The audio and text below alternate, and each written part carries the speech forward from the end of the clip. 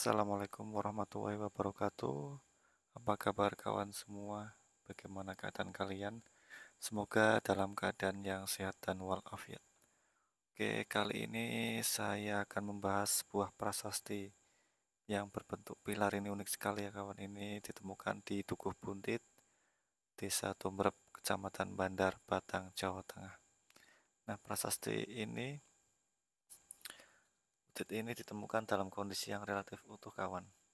Namun tidak lagi bisa terbaca aksaranya dengan jelas. Aksara yang tertulis dari prasasti Wutit terdiri dari 12 baris.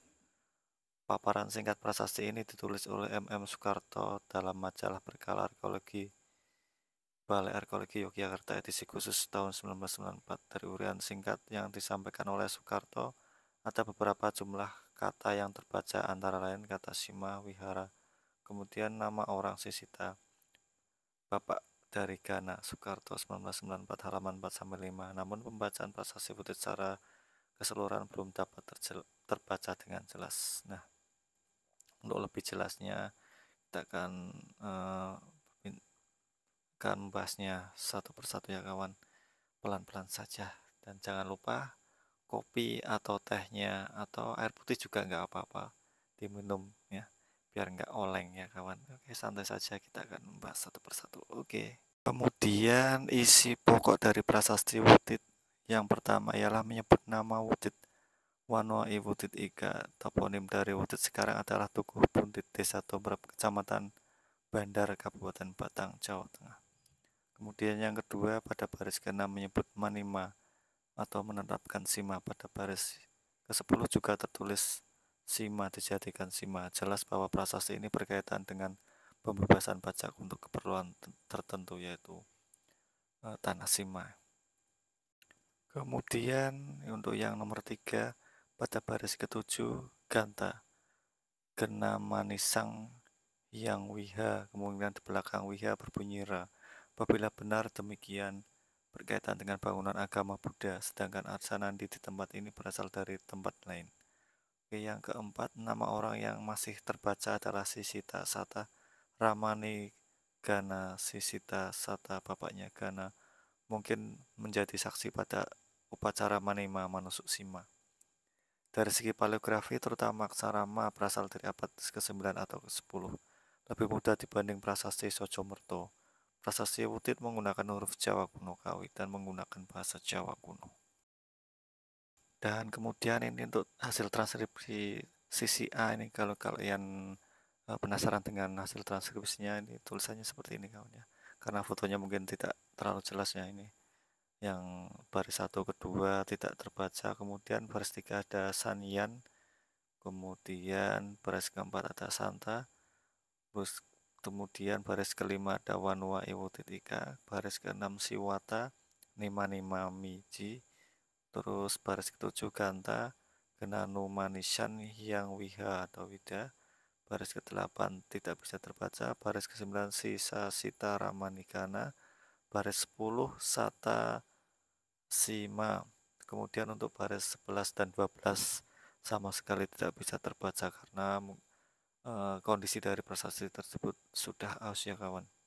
Karena memang prasasti ini umurnya sudah 1000 tahun lebih ya kawan. Untuk hasil bacanya hanya segitu saja, mungkin akan kita lanjut berikutnya. Oke. Oh ya, kemudian fakta selanjutnya itu penduduk setempat menamai tempat ditemukannya prasasti Wutit dengan nama Kandangan karena tempat itu terdapat sebuah arcanandi yang rusak dikelilingi 4 buah tiang batu stone pillars berbentuk persegi panjang.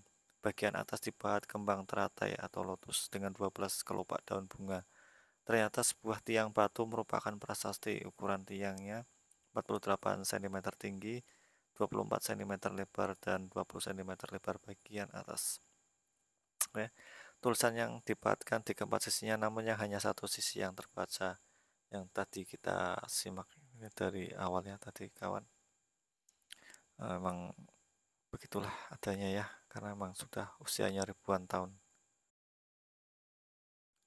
Dan untuk fakta yang menarik menurut saya adalah yaitu nama tempat ditemukannya prasasti Wutit yaitu di Desa Tumrap itu, nama toponim dari desa yang pernah dicatatkan oleh seorang pengembara dari Kerajaan Sunda ya, seorang pangeran. Beliau ini adalah Bujangga Manik ya.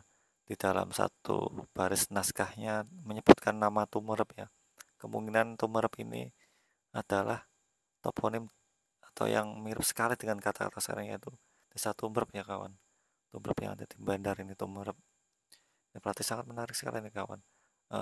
Eksistensi dari Desa Tumrep ini berarti sejak abad ke-9 sampai era Majapahit yang Majapahit terakhir atau era awal Demak itu berarti masih eksis digunakan untuk apa peradaban Hindu-Buddha yang masih eksis sampai zaman awal Demak dan akhir dari Majapahit karena Bujangga Manik sendiri hidup pada masa itu ya kawan.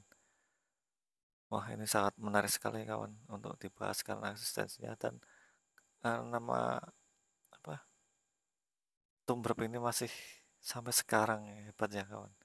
Oke, demikianlah yang dapat saya sampaikan mengenai sekelumit kisah dari prasasti Wutit ini kawan. Selanjutnya nanti bisa kita bahas prasasti-prasasti yang lain.